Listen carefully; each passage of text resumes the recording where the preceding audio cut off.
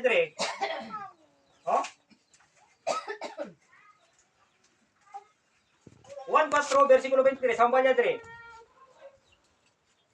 Kamo nga mga Samaryahanon wala gid makakilala kung sino ang inyo gisimba. So, katong mga tao nga nakita si Ginoo, gipainsin si Ginoo. Kamo nga mga Samaryahanon wala mo kahibalo kung sino inyo ginasimba. Di nakita man si Ginoo nga ginasimba dili ba oh. Ang balya dire. Kamo nga mga Samaryahanon wala gid makakilala kung sino inyo ginasimba. Kami nga mga Hudyo nakakilala kung sino ang among ginasimba tungod kay ang kaluwasan nagikan sa mga Hudyo.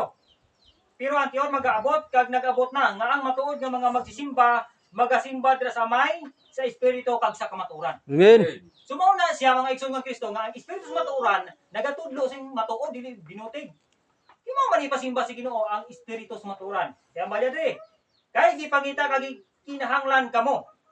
Ang Dios espiritu kag ang mga nagasimba kinahanglan magasimba dira sa amay sa espiritu kag sa kamatuoran. Amen. Sumuna siya ng mga igsoon nga Kristo.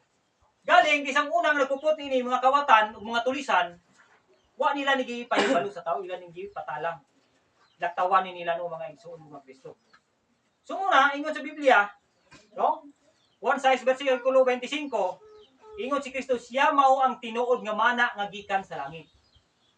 Nga ihatag sa mga tao kadtong mga tao nga nagigugma sa iya. Sumala dira sa 2 Korinto 2 versikulo 14. Siya mao ang mana nga gikan sa langit. O regalo nga gikan sa langit nga gipadala diri sa kalibutan. Ug mao na siya nga mana ang makabato ni ana no mga igsoon nga Kristo makaagom kinabuhi ug walay katapusan. No? Sumo na mga igsoon nga Kristo nga diri sa espiritu sa matuoran. Giita diri pag painjindi sa mga tao para nga mahangpan nila, no? Umangpan nato ng mga tao. So kay kita naghanap ta kay relihiyon ng mga igsoon ni Kristo pero ang gipasabot diri sa Biblia usa lang. Sumala dira sa Binuhatan 17:24, ang balya diri. Isay gihambal ni Pablo. No?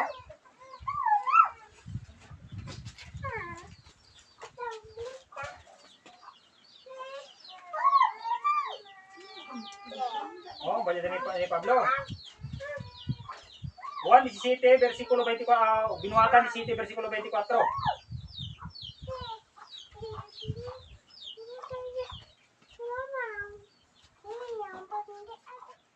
Ayan ba diri sa 22 sa 22.